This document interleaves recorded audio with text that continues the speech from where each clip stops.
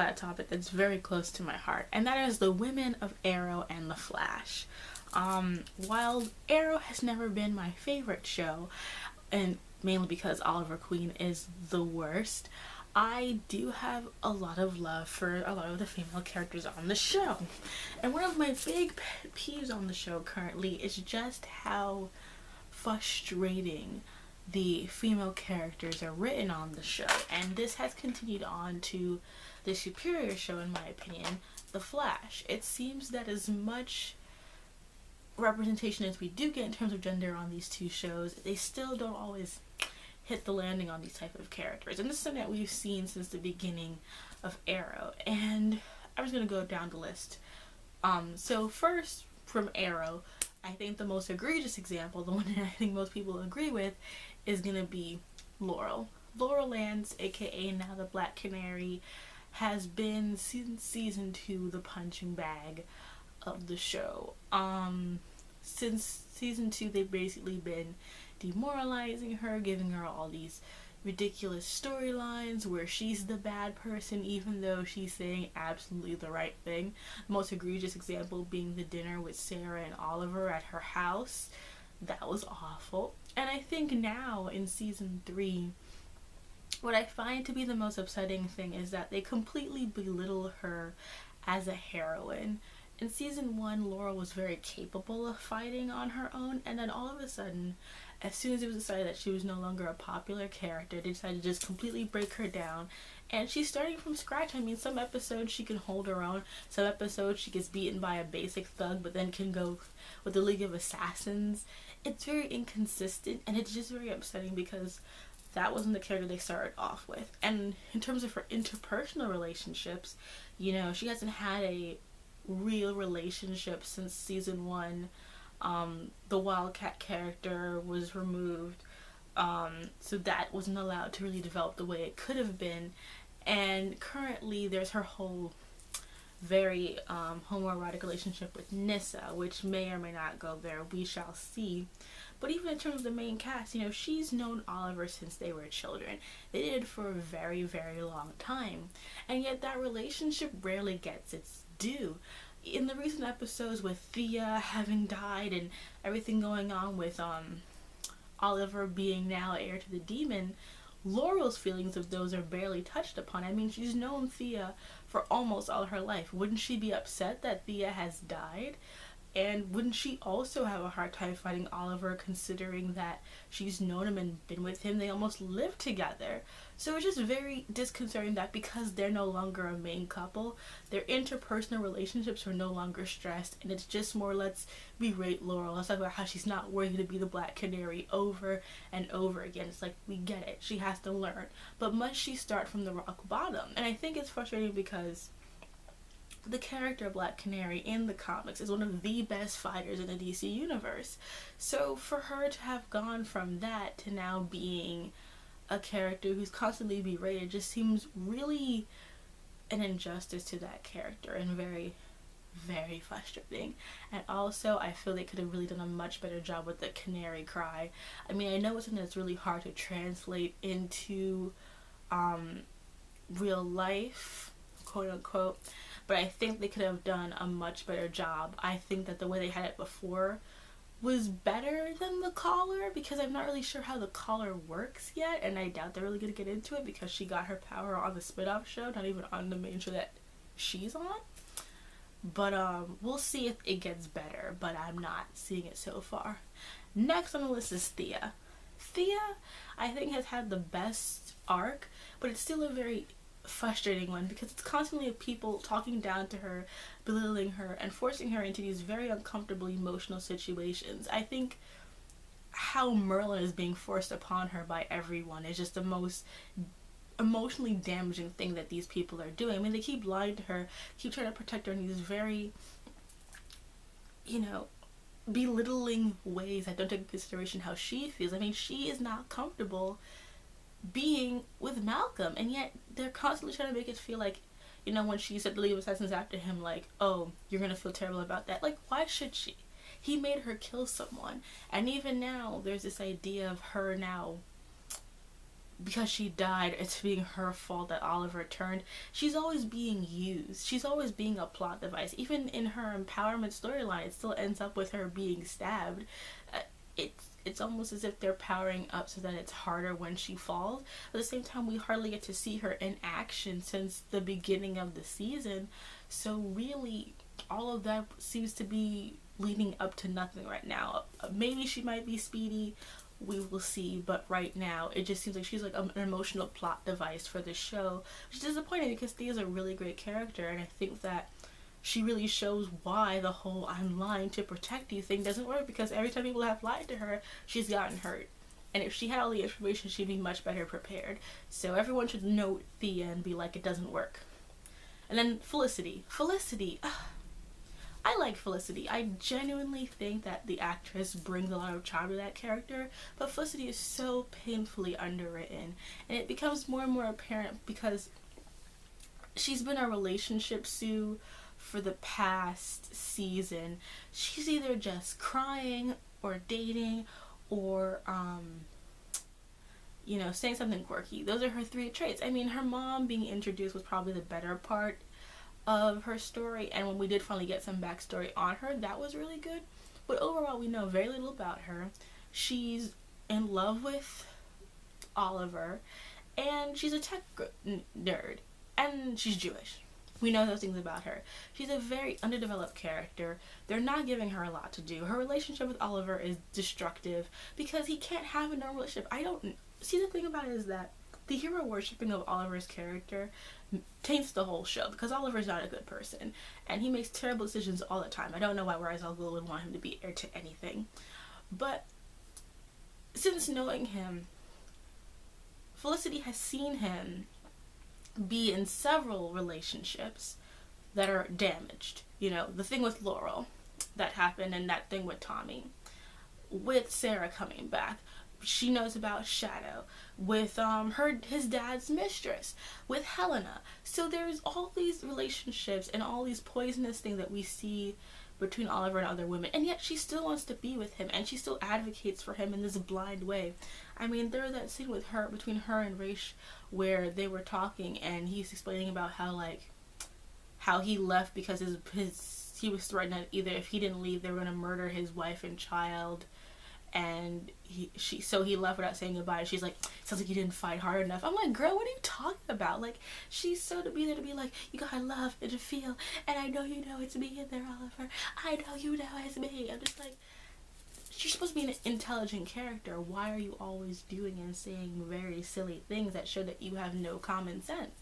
And I think that even with her relationship with Ray, what was so frustrating about that is that it was clearly set up to be a slight detour on the bridge for her being with Oliver. But then Ray was the better choice. I mean, in the beginning the relationship was kind of weird because of the power dynamics, but Ray was a better boyfriend to her than Oliver ever was, and has the emotional capacity to be. And I feel like she had someone who would be her partner, be her equal, but she still would rather be with Oliver. And I think that that's the writers loving his character so much and not thinking about what's best for her.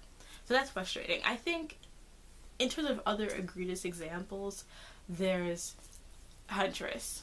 Probably one of the worst adaptational changes they did on the show, period. That was awful. Sarah was alright. I think Sarah's death was probably one of the more disappointing deaths, especially now that we've introduced the Lazarus Pit and we know that it does work. I wonder why Nessa didn't plead and beg with her father to have Sarah be put into the pit, but I guess I didn't think about that early on in the series. Her character was okay, but again, she's so caught up in Oliver's axis of dick that she really didn't get a chance to develop. Like, all of her choices that were made were all Oliver centric or Laurel centric. It was very little about her, except for her relationship with Nissa. And Nissa's been great. I think that her character is really great. I like her role this season of trying to teach Laurel, trying to interact with the regular world. I hope she becomes a regular. I think it would be great to add her onto the show. And I also feel like she has a really interesting, morally gray alternative that we have lost in the show. But I also find it very frustrating that she gets called out for all these things that Oliver never gets called out for. I mean, the fact that she's not heir to the demons because she's impulsive and loves. Oliver does the exact same shit all the time. I don't get it. It's this very visceral double standard I don't know why is there. Moira, however you pronounce it, she was great. I liked her. Her storylines were stupid because there's no way that anyone would want to elect a woman who destroyed an entire neighborhood like the way she did. I mean, I know it happens in politics every day, but they at least lie. And it's on the conspiracy theory line. It's not like, oh, we know you did it because you said it on national television.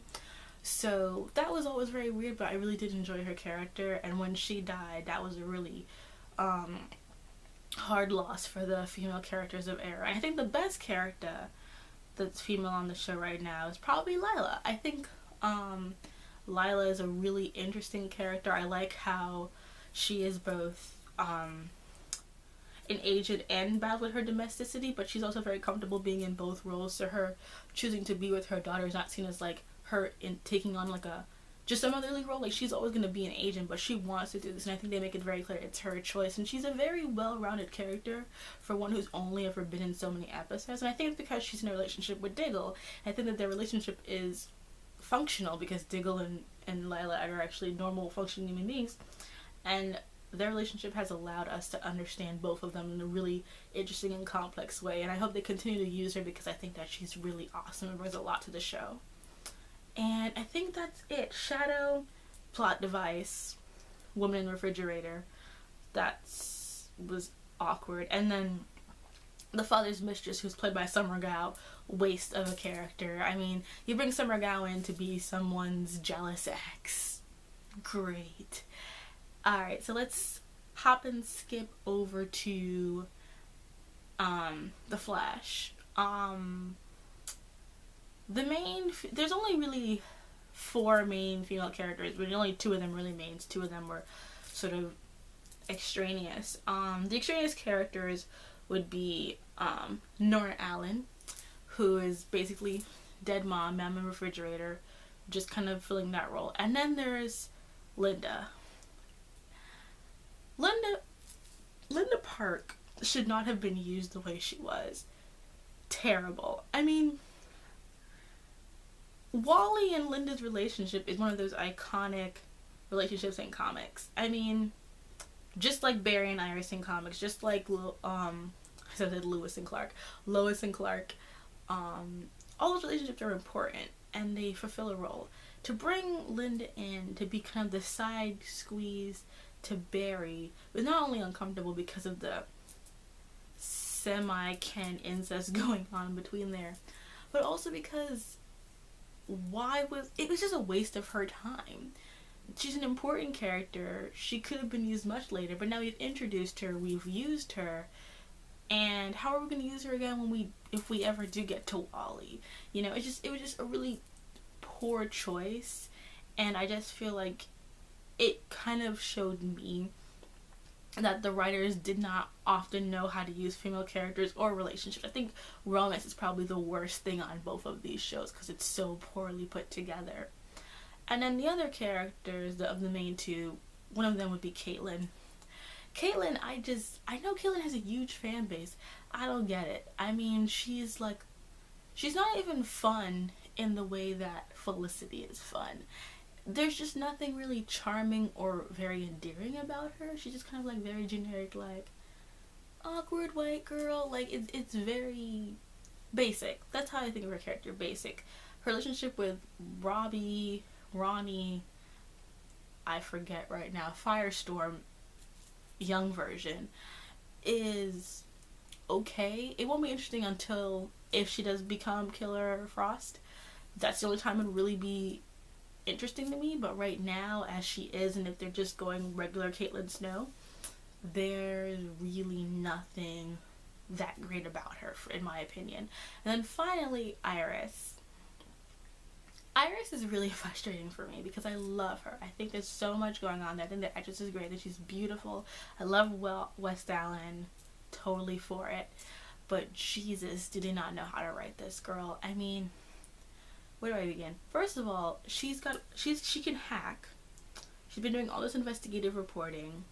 She's got we saw her in the pilot episode doing her thesis in criminal psychology, I believe, and none of this is really used in the show. I mean, she's not part of the main plot. She's brought in for like romantic reasons or like, you know, just to brush in a little thing here or there, but she's not integral to the plot because of the whole we gotta keep her safe thing, which, see Thea, doesn't work.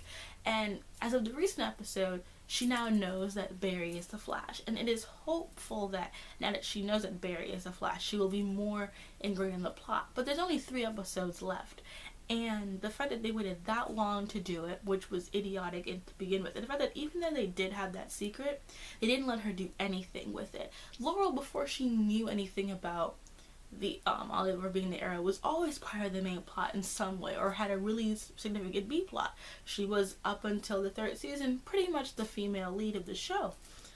Iris is the female lead of the show. She should be having those kind of arcs, but she doesn't. It's just kind of like relationship drama, news. Relationship, news. And it's very annoying because there's so much to her, but we don't get to see it, and it just makes her come off as irrational because the relationship stuff will not show her side. I mean, we've just been showed that Cisco's having these dreams, and they're triggered by certain things that flash back to the day that is now in a different timeline.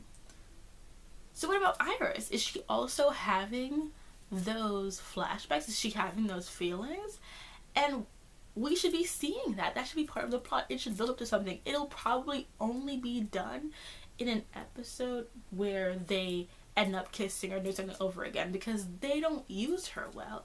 Like, it's frustrating. And then I think with the relationship stuff, what's hard about that, even though I love Joe, I think Joe's a great character, his whole Iris can't, like, she'll marry Eddie and she'll stay and she won't leave because she made a promise. I mean, how infantilizing.